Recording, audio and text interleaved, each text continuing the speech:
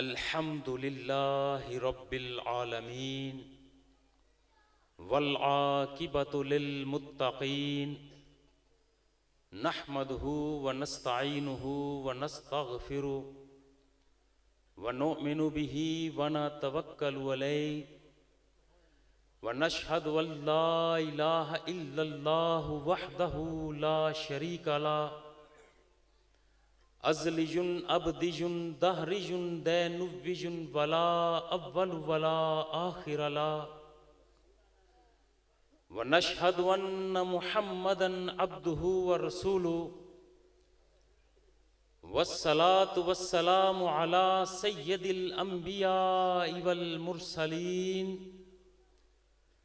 साहिबे क़ाब कौसैन जद्दिल हसन वल हुसैन सय्यदना व मौलाना गौसना व गयासना व मुगीसना ऐनना व औनना व अयानना मतलूबना व मकसूदना व मसहूबना महमूदना व मसऊदना व ममदूदना मलजाना व मावाना अबिल क़ासिम मुहम्मद इब्न अब्दुल्लाह व अला आलिहि त्तय्यबीन अत्ताहिरीन अलमुताहिरीन वश्शाहिदीन अलमुशाहिदीन अश्शाकिरीन वस्सलामुन अला अस्हाबिहिल अजमाइन बिस्मिल्लाहिर रहमानिर रहीम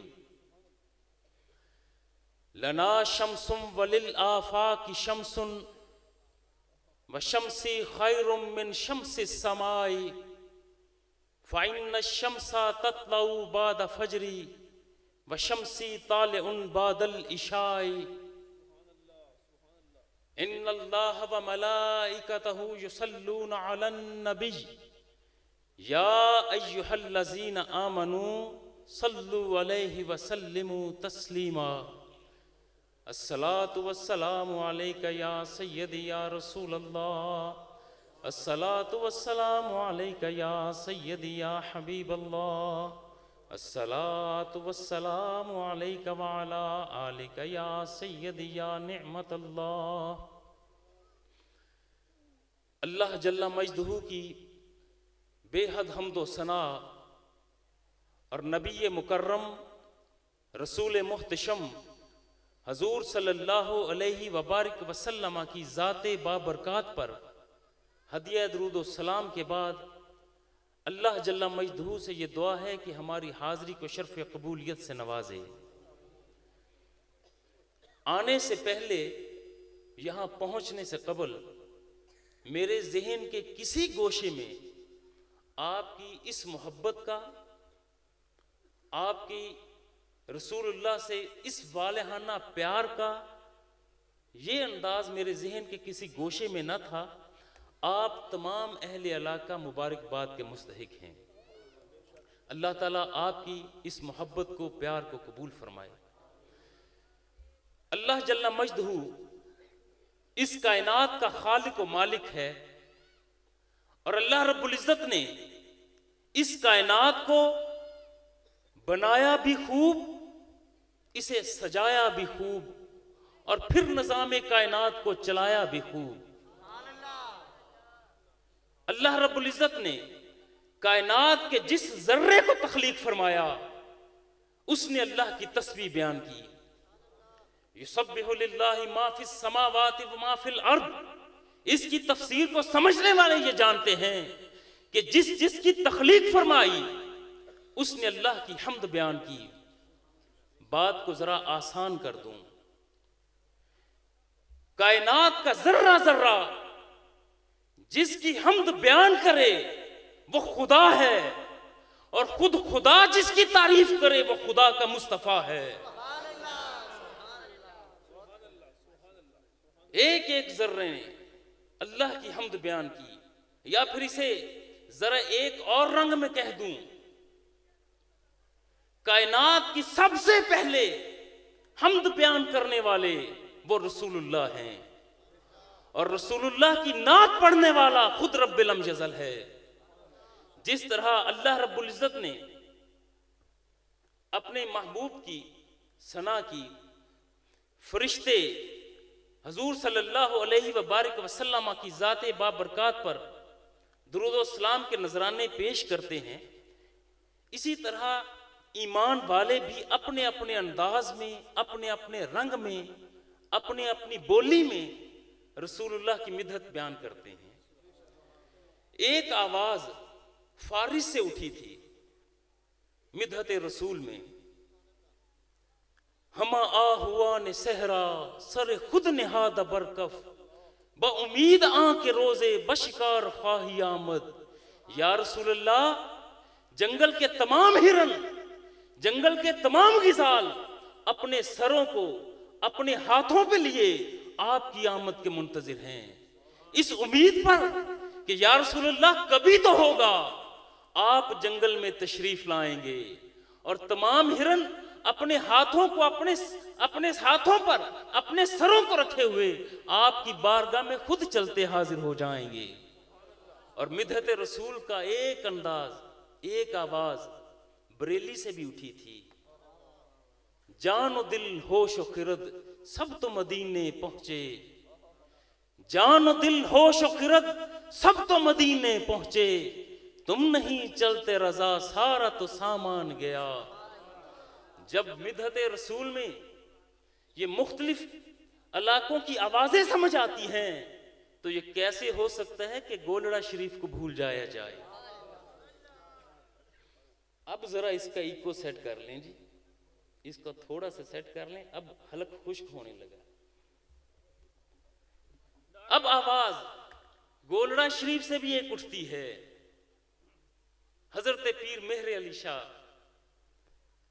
हिजरो फराक में, हिजरे मुस्तफा में आंसू बहा रहे हैं, रो रहे हैं और अपने मुरीदीन को, अहबाब को ये हकीकत बयान कर रहे हैं। आकर रो क्यों रहे हैं, मसला क्या है? तो बयान फरमा देते हैं, अज सिख मित्रां दी वधेरीए, अज सिख मित्रां दी वधेरीए, क्यों दिलड़ी उदास घनेरीए, लू लू विच शौक चंगेरीए, अज नैना लाइयां क्यों झड़ियां। और जब ये पूछा गया था कि आका, जिसके बारे में, जिसके हिजरो फराक में आप मुसलसल रो रहे हैं, जरा बता तो दीजिए, जरा उसके हुस्न जमाल का किस्सा तो बता दीजिए, उसकी हकीकत तो बयान कर दीजिए। तो फरमा देते हैं साथी, मुख चंद बदर शासानिए, मुख चंद बदर शासानिए, मथे चमक दी लाट नूरानिए, काली जुल्फ ते अख मस्तानिए, मखमूर अखी हैं मद भरियां। हाथ बांधकर जब ये पूछा जाता है, आका हुस्नो जमाल की समझ आ गई, हजूर जिसके फिराक में आप मुसलसल रो रहे हैं, जरा बता तो दीजिए, जरा बता तो दीजिए कि मोहब्बत के किस मायार की तरफ जा रहे हैं, किस मकाम और मंजिल पर पहुंचे हुए हैं। उस सूरत नू मैं जान आखां, उस सूरत नू मैं जान आखां, जाना के जान जहान आखां, सच आखां ते रब दी शान आखां, जिस शान तो शाना सब बनिया।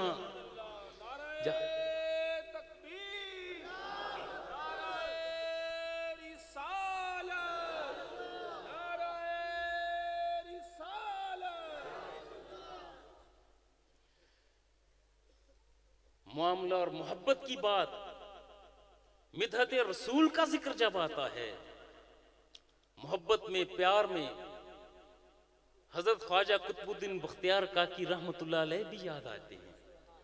आवाज गर यार मन बेआयद जिगर रा कुनम कबाब, गर यार मन बेआयद जिगर रा कुनम कबाब, सर रा प्याला साजम खूरा कुनम शराब। ए लोगो, तुम्हें अपने महबूब का जिक्र बताता चला जाऊं। गर यार मन बेआयद, कभी ऐसा हो जाए कि हजूर तशरीफ ले आए।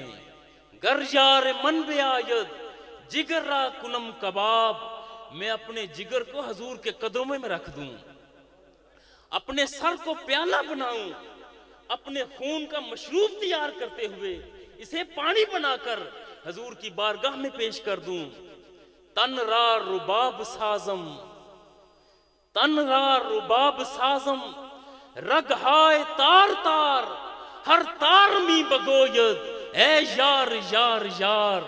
ए लोगो, मेरा ये तमाम बदन इश्क मुस्तफा में रुबाब बन जाए, मेरे बदन की तमाम रगें इसकी तारें बन जाएं, फिर जिस तार को छेड़ा जाए उससे आवाज एक ही आए कि ओ मेरे यार जी आया नू। हजूर तशरीफ ले आए, सुकून आ गया, हजूर करार आ गया। गर यार मन ब्यायद जिगर रा कुनम कबाब। ये मैंने 3-4 अशार नाती आपको सुनाए। इनमें से कुछ अशार का ताल्लुक वो 40-50 साल कबल से है, कुछ का ताल्लुक 100 साल पहले, कुछ 300 साल पहले कहे गए। मगर आज खुतबा के बाद मैंने नात के 2 अशार पढ़े और इन अशार का ताल्लुक कि 500 साल कबल से नहीं है, ये 700 या 1000 साल पहले नहीं लिखे गए। ये अशार कहने वाले की आंखें जब मुस्तफा को चलते फिरते देख रही थी, जमाले मुस्तफा को अपनी आंखों में मुज़य्यन कर रही थी, उस वक्त इशार लिखे गए थे। और ये इशार हजूर अम्मा जी आयशा सिद्दीका रज़ी अल्लाह ताला अन्हा के हैं। महफिल नात शरीफ की है। मेरे कुछ अजीज बेटों ने पहले नातें पढ़ी, कुछ नामवर नात खां हजरात मेरे बाद भी नात खानी करेंगे। अगरचे मैं खुश इल्हान तो नहीं, लेकिन दिल चाहा था कि आपको नात के 2 शेर मैं भी सुनाऊं, इसलिए खुश इल्हानी से तो सुना ना सका, इसे इसी रंग में आपको सुनाकर इसकी तशरीह करता चला जाऊंगा। हजूर अम्मा जी आयशा सिद्दीका रज़ी अल्लाह ताला अन्हा इशार फरमाती हैं, लना शम्सुम वलिल आफाकी शम्सुन व शम्सी खैरुम मिन शम्सी समाई। ए दुनिया वालों, एक तुम्हारा आफताब है, आसमान की बुलंदियों पर चमकने वाला आफताब है, और एक मेरा आफताब है जो आफताब नबुव्वत और रिसालत है।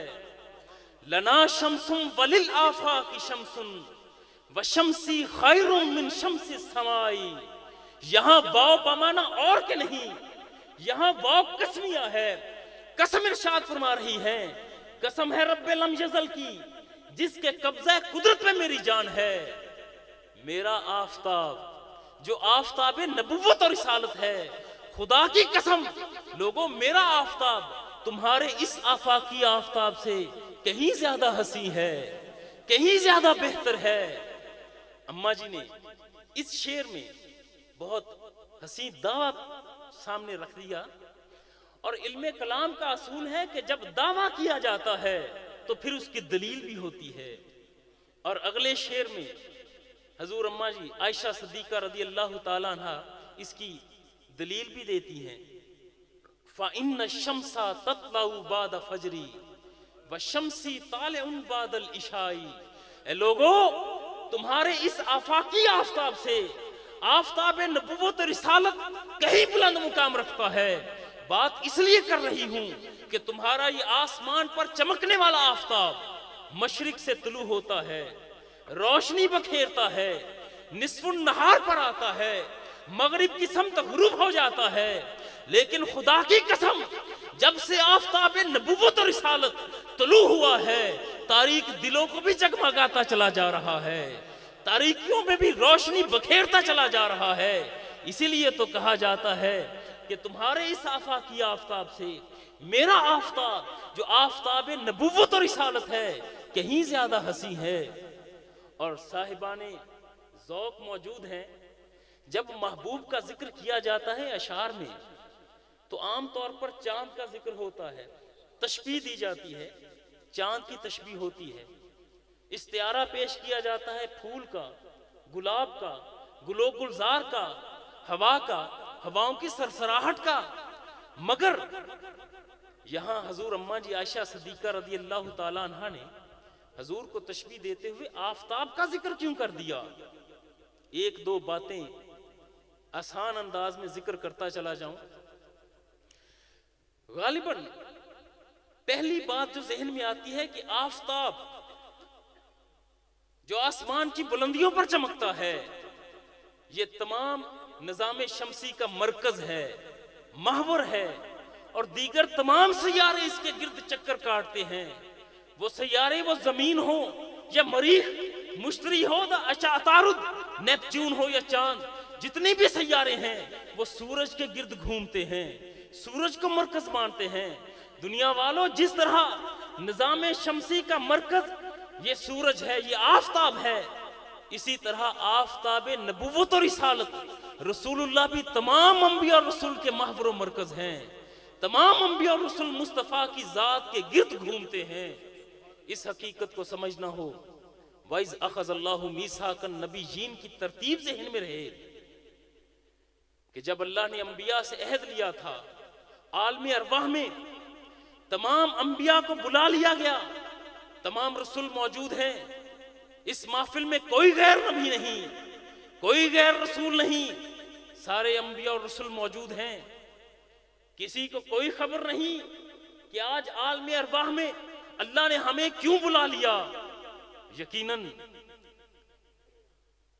हजरत इस्माइल अलैहिस्सलाम अपने बाबा हजरत इब्राहीम अलैहिस्सलाम से पूछते होंगे कि बाबा, आज आलमी अरवाह में अल्लाह ने हमें क्यों बुलाया, और वो भी कहते होंगे कि मुझे तो इल्म नहीं। हजरत नूह अलैहिस्सलाम हजरत आदम से पूछते होंगे, मगर इसकी तरतीब समझ उस वक्त आती जब दरमियान में एक तख्त उतारा गया। आलम अरवाह में अंबिया और रसूल मौजूद हैं, दरमियान में तख्त उतारा गया। इस तख्त पर हसीन जुल्फों वाले, वल्लैल की जुल्फों वाले बैठे हैं, माँ जागुल बसर की आंखों वाले मौजूद हैं, यदुल्लाह के हाथों वाले मौजूद हैं, जिनके चेहरे का हुस्न और जमाल दूर तक अपनी रोशनी बखेर रहा है। और तमाम अंबिया और रसूल एड़ियां उठा उठा कर देख रहे थे, और इस पूरी हकीकत की मंजर कशी की है तो हजरत अमीर खुसरो ने अपने अशार में कर दी। नमी दानम च मंजिल बूद शब जाए के मनबूदम, बहर सू रख से बिस्मिल बूद शब जाए के मनबूदम। ए लोगो, तुम्हें क्या बताऊं, रात का न जाने कौन सा पहर था, मैं इस हकीकत को नहीं जानता, मगर इतनी खबर रखता हूं कि उशाक का गिरोह मौजूद है। नमी दानम च मंजिल बूद शब जाए के मनबूदम, बहर सू रख से बिस्मिल बूद शब जाए के मनबूदम। खुदा खुद मीर मजलिस बूद अंदर ला मकां खुसरो, मोहम्मद शम्मे महफिल बूद शब जाए के मनबूदम। लोगों, आलमी अरवाह की हकीकत है कि अल्लाह रब्बुल इज्जत ने एक महफिल सजाई थी, अंबिया रसूल मौजूद हैं, सदारत खुद रब्बे लम यज़ल फरमा रहा है, और मरकजियत वहां पर मौजूद है तो मुस्तफा की जात को मौजूद है। नारे तकबीर, नारे रिसालत, ऊंचा बोलो, नारे रिसालत, नारे हैदरी, जीवे जीवे मुर्शद जीवे, ऊंचा बोलो, जीवे जीवे, जिनके हैं बोलो जीवे जीवे किबला पीर साहिब। और दूसरी बात कि जब सूरज तुलू होने वाला हो तो उसकी आमद से पहले खबर मिल जाया करती है कि सूरज तुलू होने वाला है। ये बात जरा जहन में रहे। सुबह सादिक और सुबह काजिब खबर दे देती है कि सूरज तुलू होने वाला है। जिस तरह इस आसमान पर चमकने वाले आफताब से आने से पहले सूरज की खबर हो जाया करती है, इसी तरह हजूर वो आफताब नबुव्वत और रिसालत हैं जिनकी आमद से पहले लोगों को खबर हो चुकी थी कि मुस्तफा की जलवागरी होने वाली है। अंबिया और रसूल ने तो जिक्र किया, अपने अपने अंदाज में किया, अपने अपने रंग में किया, मगर यहां एक हकीकत आपको बताना चाहता हूं कि एक शख्स जो नबी भी नहीं है, जो रसूल भी नहीं, वो दुनियादार है, यमन का बादशाह है, और हजूर की आमद से 1000 साल पहले यही यमन का बादशाह जिक्र मुस्तफा भी करता है। और किस अंदाज में, इसकी हकीकत को जानना चाहते हो तो जरा थोड़ा सा साथ देते चले जाओ कि यमन से तुबा अव्वल हिमशरी चला। उसके जहन में आया कि जिस तरह कैसर और किसरा अपनी अपनी सल्तनत कायम किए हुए हैं, क्यों ना अरब इलाके पर मैं भी फतह हासिल कर लूं, यहां का बादशाह मैं बन जाऊं।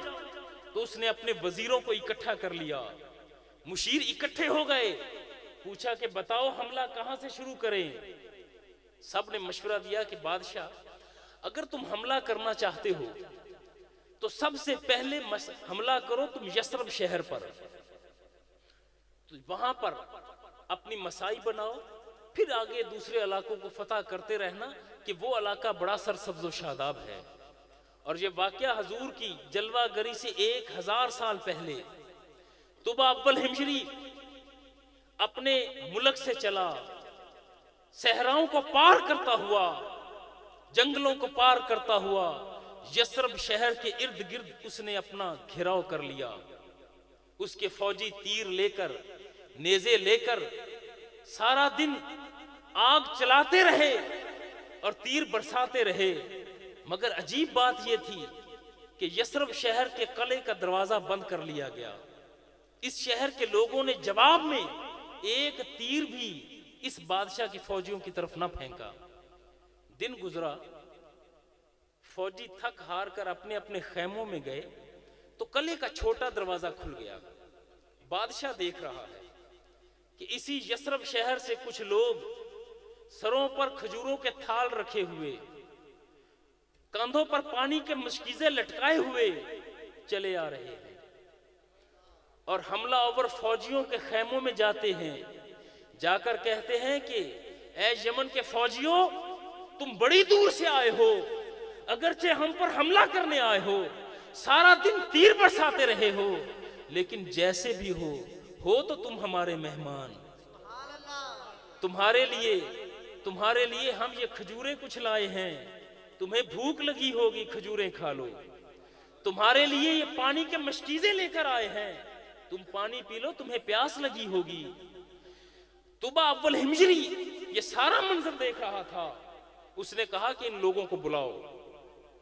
यस्रब के ये लोग बादशाह के खैमे में लाए गए तो बादशाह ने, तुबा अव्वल हिमशरी ने ये सवाल किया कि लोगों, क्या तुम जानते नहीं कि हम यमन से आए हैं, तुम्हारे शहर को फतह करने आए हैं, तुम्हारे बच्चों को यतीम करने आए हैं, तुम्हारी गर्दनें तुम्हारे तनों से जुदा करने आए हैं, तुम्हारी बीवियों को लौंडियां बनाने आए हैं।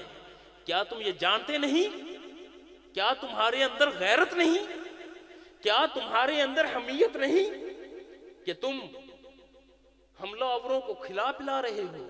उसने कहा कि बादशाह, ना तो हम बेगैरत हैं, ना हम बुज़दिल हैं, बात यह है कि हम लड़ना चाहते नहीं। भाई क्यों लड़ना नहीं चाहते? बादशाह, जंगों में लोग मरते भी हैं, मारते भी हैं। अगर हम मैदान में आए, कुछ तुम्हारे फौजी मरेंगे, कुछ हमारे लोग मरेंगे, और हम अभी मरना चाहते नहीं। बादशाह ने जब ये बात सुनी और मुस्कुराया और कहा कि यही तो बुज़दिली है कि तुम मौत से डरते हो। तो अब ये यस्रब के लोग कहते हैं कि बादशाह, हम मौत से डरते नहीं हैं, लेकिन तुम हकीकत जानते नहीं हो। बादशाह, मौत से नहीं डरते, बल्कि हम तो जरा इश्क के मामलात में कहीं आगे बढ़े हुए हैं और तकाजा इश्क है, हमारी मोहब्बत का तकाजा है कि अभी हम कुछ और जिंदा रहें।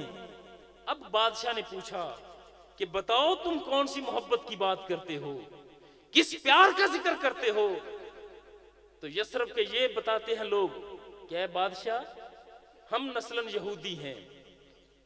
मेरे दादा ने जो तौरात का आलिम था, ज़बूर का आलिम था, उसने ज़बूर में पढ़ा, तौरात में पढ़ा कि नबी आखिर ज़मां आएगा, अल्लाह का नबी आएगा, नबियों का इमाम आएगा, तो अरब के उस खित्ते में आएगा जहां पर खजूरों की बोहतात होगी, जहां पर पानी के मीठे चश्मे होंगे।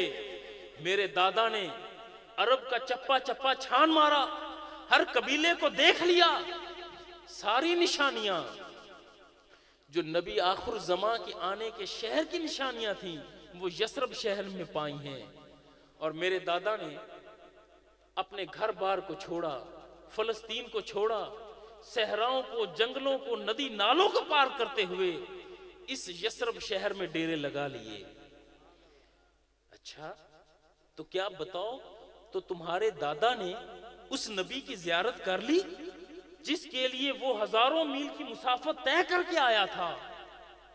तो ये यहूदी आलिम ये कहते हैं कि बादशाह नहीं, मेरे दादा ने उस नबी की जियारत नहीं की, लेकिन मरने से पहले उसने वसीयत की थी कि मैं मर जाऊं तो मेरी कब्र इस शहर यसरब के अंदर बना देना। तो उसकी कब्र हमने इसी शहर के अंदर बना दी। क्या तुम्हारे बाप ने उस नबी को देख लिया?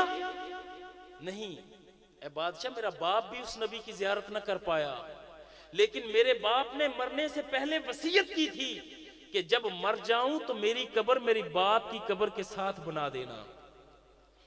उसकी कब्र भी इसी शहर में बना दी। अच्छा बताओ, क्या तूने उस नबी की जियारत कर ली? अब ये कहता है कि बादशाह, उस नबी की जियारत मैं भी नहीं कर पाया, इसीलिए जिंदा रहना चाहता हूं कि उसे अपनी आंखों से देख लूं।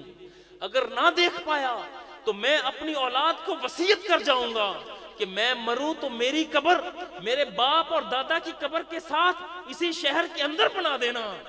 अब तुबा अव्वल हिमशरी ये कहता है कि ऐ लोगों, अजीब बंदे हो, वो अल्लाह का नबी जिसे तुम नबी आखिर ज़मा कह रहे हो वो ना जाने कब आएगा, मगर तुम ऐसे हो कि उसके इंतजार में बैठे हो, मरते जा रहे हो, कब्रें बनवाते जा रहे हो। तुम बताओ तुम्हें क्या मिलेगा?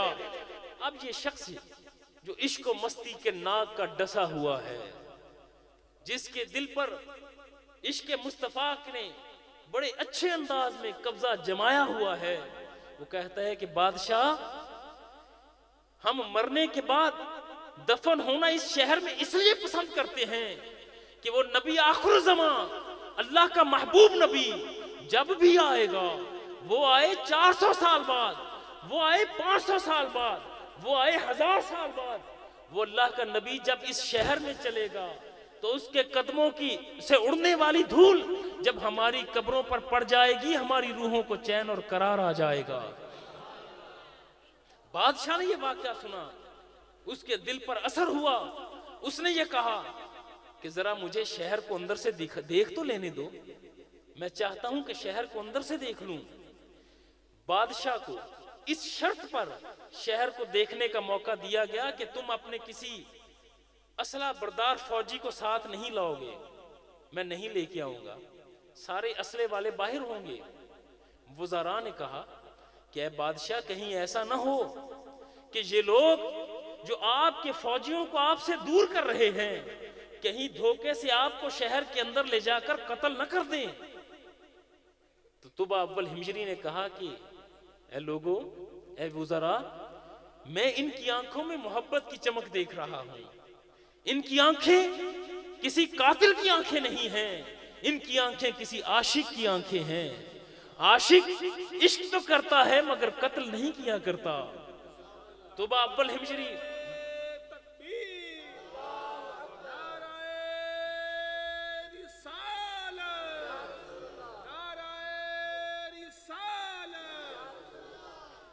अब यही बादशाह इस शहर को अंदर से देखने के लिए बेचैन है।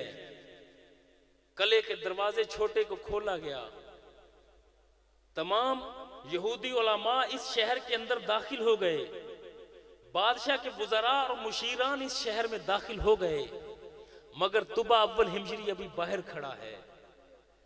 अब उसके फौजियों ने, उसके वज़रा ने यह कहा, ऐ बादशाह, आप अब इस कले के अंदर दाखिल क्यों नहीं होते? यहूदी उलमा ने पूछा, ऐ बादशाह, अब दरवाजा खोल दिया गया, शहर को देखने का शौक था, अब शहर के अंदर तो दाखिल हो जाएं। तो वो कहता है कि ऐ लोगों, जरा ठहर तो जाओ, अल्लाह के महबूब नबी का शहर है, मुझे अपने जूते बाहर उतार लेने दो। मैं अपने जूते बाहर उतारूं अल्लाह के महबूब नबी के शहर में दाखिल होने से पहले, कहीं ऐसा ना हो जाए कि कोई बेअदबी हो जाए। जूते बाहर उतारे, कले के अंदर दाखिल हो गया। कभी रोता हुआ दौड़कर लिपटता है इस दीवार को, कभी उस दीवार से लिपटता है, कभी किसी दरख्त से लिपटता है और कहता जाता है, ऐ शहर की दरो दीवार, कैसे खुशकिस्मत हो कि तुम उस नबी की जियारत कर पाओगी। ऐ दरख्तों के पत्तों, तुम कैसे खुशकिस्मत हो कि तुम उस नबी की जियारत कर पाओगे। और फिर इस वक्त यहां तुबा अव्वल हिमजरी ने एक खत लिखा था, अल्लाह के नबी की तरफ तुबा अव्वल हिमजरी का सलाम हो। ऐ अल्लाह के नबी, मैंने आपका जमाना पाया नहीं, मैंने आपकी जियारत नहीं की, मैंने आपको नहीं देखा, मगर ऐ अल्लाह के नबी, बिना देखे मैं आप पर ईमान लाया। ऐ अल्लाह के नबी, आपका जमाना पाए बिना आपके खुदा पर ईमान लाया, आप पर नाजिल होने वाली किताब पर ईमान लाया। ऐ अल्लाह के नबी, आपकी बारगाह में दरखास्त ये है कि जब क़यामत के दिन अपने दामने रहमत और शफाअत में अपने गुनाहगार उम्मतियों को जगा दें तो खुदारा मुज्तबा को भी याद रखिएगा। ये खत लिखा, खत बंद किया और यहूदी आलम को पकड़ा दिया कि ये अपने पास रखो, कि तुम उस नबी की आमद के मुंतजिर हो। अगर तुम्हारी जिंदगी में आ जाए ये खत उनकी बारगाह में पेश कर देना। अगर तुम्हारी जिंदगी वफा न करे तो ये खत अपने बेटे को देना। ये खत तुम्हारी नस्ल में रहे, उस वक्त तक रहे जब तक नबी आखिर ज़मां की जलवागरी नहीं होती। और ये खत थमाने के बाद तुबा अव्वल हिमजरी तो गया और तमाम यहूदी उलमा नबी का इंतजार करते थे। सुबह से शाम तक, शाम होती तो इकट्ठे बैठ जाया करते, नबी का जिक्र करते, उसकी निशानियां बयान करते और इंतजार में रहते कि वो कब आएगा। वो यहूदी उलमा न जाने आपस में बातें क्या करते होंगे, न जाने क्या करते होंगे, लेकिन मेरा ज़ौक़ ये कहता है कि उनका अंदाज ये होगा, जब बैठे होंगे रात की तारीकियों में नबी का जिक्र करते होंगे, वो यकीनन कहते होंगे, गुलों में रंग भरे, गुलों में रंग भरे, बादे नौ बहार चले, चले भी आओ कि गुलशन का कारोबार चले। कफस उदास है यारो, सबा से कुछ तो कहो, कहीं तो बहरे खुदा आज जिक्र यार चले।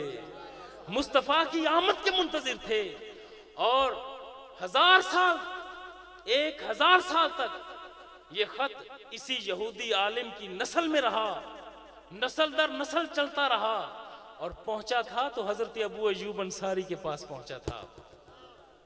और हजरत अबू अय्यूब अंसारी ने इस खत को संभाल के रखा। और जब रसूलुल्लाह हिजरत फरमाकर मदीना मुनव्वरा आए हैं तो हजरत अबू अय्यूब अंसारी ने देखा कि आपकी आंखों की चमक वो भी नबुव्वत वाली है, आपका अंदाज़े नशिस्तो बर्खास्त बता रहा है यही नबी हैं, आपका अंदाज़े तबस्सुम बताता है कि यही नबी हैं, आपका अंदाज़े तकल्लुब बताता है कि यही नबी हैं। घर आए, वही खत निकाला और एक कासिद को बुलाया और कहा कि ये खत अपने पास रखो, अपने जेब में रखो, अपने लिबास में रखो और जाओ रसूलुल्लाह की बारगाह में। जब तक रसूलुल्लाह खुद तलब ना करें यह खत उन्हें ना देना। अब कासिद ने इस खत को अपनी अबा में छुपाया और रसूलुल्लाह की बारगाह की तरफ चल दिया। हजूर तशरीफ फरमा है, सहाबा इकराम रिदवानुल्लाह अजमाइन बैठे हैं। इस कासिद को दूर से आते देखा। रसूलुल्लाह ने सहाबा से फरमाया कि भाई रास्ता दे दो, थोड़ा सा रास्ता दे, इसे आने दो। इस कासिद को करीब बुलाया। अभी इस कासिद ने कहा कुछ नहीं, कोई लफ्ज अदा नहीं किया। रसूलुल्लाह ने फरमाया, लाओ ना मेरी अमानत मुझे दो, बड़ी देर से मेरी मुंतजिर थी। खत निकाल कर मुस्तफा को पेश किया गया।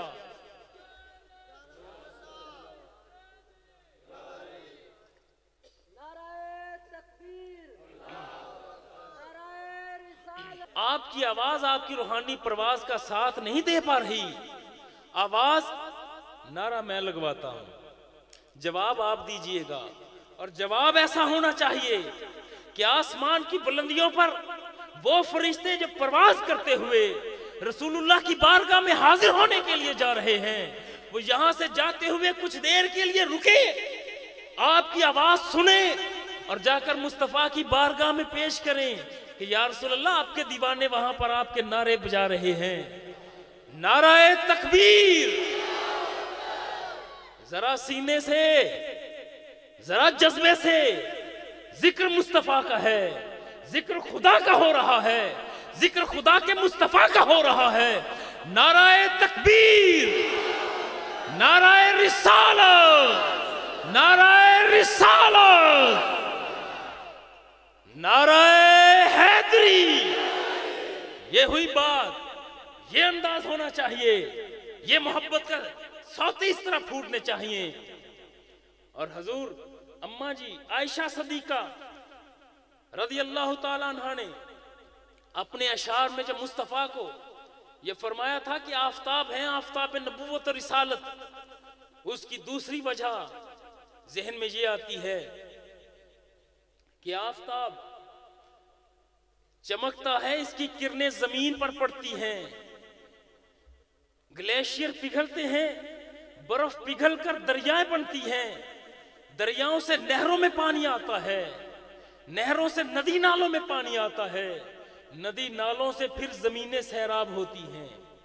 ये सूरज का काम है कि इसी सूरज के चमकने से आबशारें बनती हैं, फिर दरिया निकलते हैं, फिर नहरें बनती हैं। जिस तरह आसमान पर चमकने वाले इस आफताब से बर्फ पिघलकर आबशार की शक्ल इख्तियार करती है, इस तरह हजूर वो आफताब नबूवत और रिसालत हैं जिनकी नबूवत और रिसालत की आफताब की जो किरणें और चमक जब रूहों पर पड़ी बर्फ पर पड़ती है, जमी बर्फ पर पड़ती है, तो रूहों पर जमी बर्फ पिघलती है, फिर इस रूह से रूहानी आबशारें बनती हैं, और कोई आबशार सिद्दीकी आबशार कहलाती है। जरा फिर गौर कीजिएगा, रूहानियत पर पड़ी बर्फ जब निगाह नबूवत से पिघलती है तो आबशारें तख्लीक आती हैं।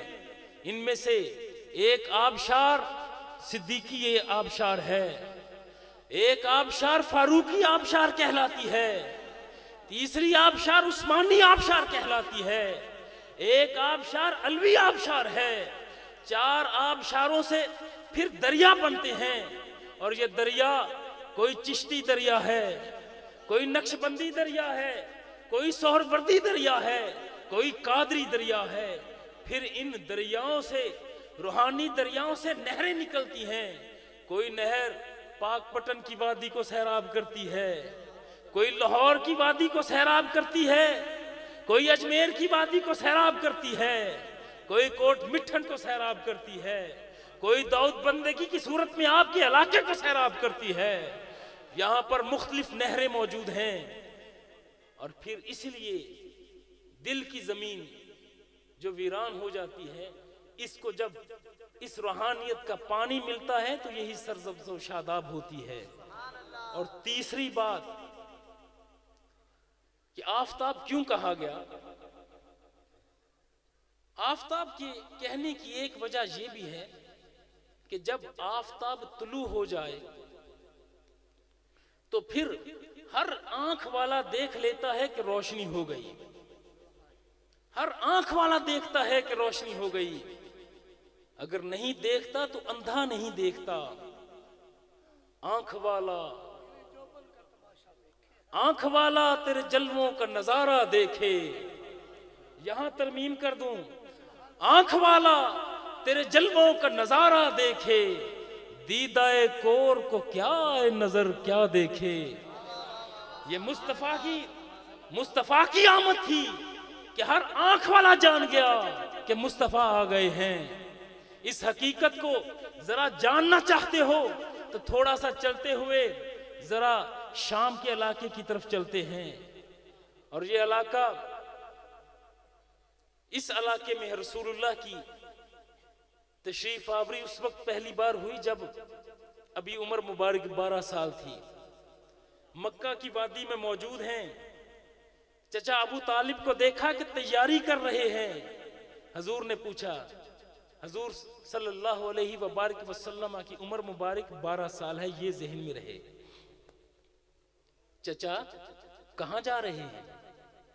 भतीजे तिजारत का माल लेकर शाम की तरफ जा रहे हैं, काफिला उधर ही जाएगा। तो हजूर को अपने चचा से बड़ी मोहब्बत थी, बड़ा प्यार, और चचा भी बड़ा मोहब्बत करते। हजूर कहते हैं कि चचा शाम जा रहे हैं तो मुझे भी साथ ले चलें। हजूर का अंदाज इतना दिल मोह लेने वाला था, बड़ा प्यारा। चचा कहते हैं ठीक है मोहम्मद, चलो तुम भी तैयार हो जाओ। अब हजूर को साथ लिया, काफिले में शामिल कर लिया, और काफिला शाम की तरफ रुख करके चलना शुरू कर दिया। शाम की सरहद पर एक राहिब रहता था जिसका नाम सरजीवश था। बहुत आलिम था और इल्म की बिना पर उसे बुहैरा कहते थे, बुहैरा राहिब। और बुहैरा कभी किसी से मिलता नहीं था, अपनी खानका में रहता, खानका की ऊपरी मंजिल पर बैठा रहता। काफिले गुजरते और सरजीवश कभी उनकी तरफ मुतवज्जो ना होता।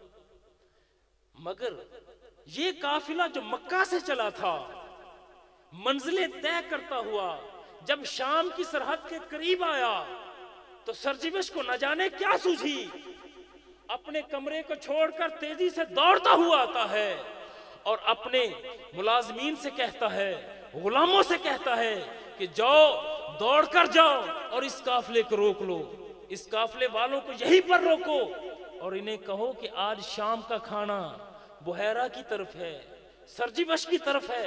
तुम दोपहर का खाना खानकाह में खाओगे, शाम का खाना खानकाह में खाओगे। पैगाम पहुंचा दिया गया। काफिले वाले हैरान हुए। हम पहले भी कई बार इसी सरहद से 20 बार गुजरे हैं, 20 बार पलटे हैं, मगर कभी इस बुहैरा राहिब ने हमें रोका नहीं। आज क्या बात है? सारे काफिले वाले इसी हैरानी में क़याम करते हैं। और जिस वक्त दावत दी गई थी वो वक्त करीब आया तो बुहैरा राहिब अपने खानका से निकलकर मरकजी दरवाजे पर आ गया, आकर इंतजार करने लगा। काफिले वाले बारी बारी खानका की तरफ आए और आते हुए बुहैरा राहिब उन्हें मुसाफा करता है, चेहरा देखता है और उन्हें खानका में भेज देता है। सारे बारी बारी मुसाफा करके खानका में पहुंच गए, लेकिन अभी बुहैरा राहिब बाहर ही खड़ा है। उसे परेशानी थी, यकीनन सोच रहा होगा कि जिसके लिए महफिल सजाई थी वो तो अभी आई नहीं, वो कहां है जिसके लिए महफिल सजाई थी। और बुहैरा ने इन लोगों से, काफिले वालों से पूछा, क्या तुम सभी काफिले वाले आ गए? क्या कोई तुम्हारा साथी पीछे रह तो नहीं गया? उसने कहा कि काफिले वालों ने बताया कि ए बुहैरा, ए राहिब, मुकद्दस राहिब, पूरा काफिला आ गया, कोई पीछे नहीं, सभी मौजूद हैं। मगर बुहैरा के दिल को तसल्ली नहीं हो रही थी। वो कहता है कि तुम सही बताओ, एक बार सोचो कि क्या किसी को पीछे छोड़ के आए हो? हाँ, उन्होंने कहा भाई एक बच्चा है 12 साल का, छोटा सा बच्चा है, उसे छोड़ आए हैं। चूंकि ये महफिल बड़ों की थी, जहन में था कि ना जाने उस बच्चे का आना मुनासिब है या नहीं, इसलिए बच्चे को छोड़ आए। बुहैरा ने उन्हें तो नहीं कहा, मगर यकीनन दिल में कह रहा होगा, नादानो उसे छोड़ आए जिसके लिए सारी महफिल सजाई थी। जब ये बात की गई तो काफिले वालों ने कहा कि ठीक है, हम बुला लेते हैं। और ये बुहैरा जो हर काफिले के हर फर्द से मिलता हुआ सीना तान के मिल रहा था, ये अब मुस्तफा को आते देख रहा है।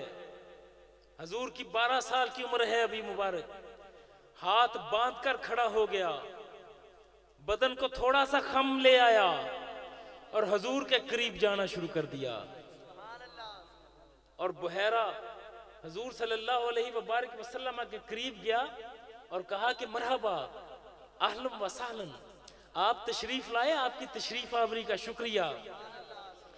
काफिले वाले हैरान हैं, ये तो भाई हमारे साथ तो इसका अंदाज कुछ और था, हमसे बात कर रहा था तो इसका सीना अकड़ा हुआ था, इसका बदन सीधा था, हाथों में सख्ती थी, और अब जब इस बच्चे से बात हो रही है, अबू तालिब के भतीजे से बात हो रही है, तो बदन में खम भी है, हाथ बांधे भी हुए हैं, नजरें झुकी भी हुई हैं, गुफ्तार में बड़ी नरमी भी है। और कहते हैं कि बुहैरा, ये इस फर्क की वजह क्या है? अब बुहैरा ने कहा, ए काफिले वालों, क्या तुम जानते हो ये कौन है? काफिले वालों ने कहा, हाँ ए मुकद्दस राहिब, हम जानते हैं, ये अब्दुल मुत्तलिब के पोते हैं, ये अब्दुल्ला के बेटे हैं, ये अबू तालिब के भतीजे हैं। बुहैरा कहता है, यकीनन इसमें कोई शक नहीं, तुम सही कहते हो कि अब्दुल मुत्तलिब के पोते हैं, अब्दुल्ला के बेटे हैं, अबू तालिब के भतीजे हैं। क्या इसके अलावा भी कुछ जानते हो? वो कहते हैं, जी इसके अलावा, ए बुहैरा तू बता दे, इसके अलावा हकीकत कोई और है तो तू बता। वो बताता है कि आओ ए काफिले वालों, हकीकत मैं बताता हूं, इसमें कोई शक नहीं कि ये अब्दुल मुत्तलिब के पोते हैं, ये अब्दुल्ला के बेटे हैं, ये अबू तालिब के भतीजे हैं, और इसमें भी कोई शक नहीं कि ये अल्लाह के आखिरी नबी हैं, नबियों के इमाम नबी हैं, रसूलों के इमाम रसूल हैं। उन्होंने कहा कि ऐ बुहैरा, कैसी बातें करता है, तूने कैसे जान लिया? अब कहता है, क्या तुमने रास्ते में कुछ महसूस नहीं किया? ऐ बुहैरा, हमने तो महसूस नहीं किया, तू बता दे। वो कहता है कि मैंने तौरात में पढ़ा, इंजील में पढ़ा, ज़बूर में पढ़ा, मैंने जहां जहां से चाहा वहीं से इल्म हासिल किया, तमाम उलमा की सामने जानवे तलम्मस तय किया, उनसे आखिरी नबी की निशानियां पूछा करता था। बिलाखिर मेरे इल्म में ये बात आई कि नबी आखिर ज़मा का ज़माना करीब है, वो कभी शाम की सरहद की तरफ आएंगे। मैंने शाम की सरहद पर खानका तामीर की, इसके ऊपर एक कमरा बनाया, इस कमरे के अंदर लोग तो ये समझते हैं कि मैं इबादत मुसलसल करता हूं, लेकिन खुदा की कसम मैं मुसलसल राहें देखता हूं कि जिस राह से मुस्तफा आएंगे। और मैंने तुम्हारे काफिले में देखा, पहले भी काफिला गुजरता था, आते थे जाते थे, मगर मैंने देखा कि बादल की एक टुकड़ी, जहां जहां ये जा रहे हैं, बादल की टुकड़ी इनके ऊपर साया किए हुए है। मैंने अपनी रूहानियत से पढ़ा, अपनी रूहानियत से सुना कि जिस पत्थर के करीब से गुजरते हैं वो पत्थर सलाम करता है, जिस दरख्त के करीब से गुजरते हैं वो दरख्त का एक एक पत्ता सलाम करता है। ये बातें हो रही थी, लोग शशदुर भी हैं, उन्हें कहा कि क्या तुम्हें मेरी बात पर यकीन नहीं? काफिले वाले खामोश। उन्होंने कहा कि ठहरो, तुम्हें मैं एक मंजर दिखाता हूं। और हजूर की बारगाह में जाकर उसने कहा कि आप जरा तशरीफ ले आए। हजूर आगे बढ़े, एक दरख्त के करीब ले गया, जिस दरख्त के करीब लेकर गया और काफिले वालों को कह रहा था कि काफिले वालों, इस दरख्त की शाखें देखते रहना। काफिले वाले कभी मुस्तफा को देखते हैं, कभी बुहैरा राहिब को देखते हैं, कभी इस दरख्त की शाखों को देखते हैं। जब बुहैरा ने रसूलुल्लाह को, जिनकी उम्र मुबारक 12 साल है, जब दरख्त के करीब किया, वो शाखें जो मुस्तफा के करीब थी वो तो झुकी ही झुकी, वो शाखें जो मुखालिफ समत थी उन्होंने अपना रुख बदला और मुस्तफा के सामने झुकती चली गई।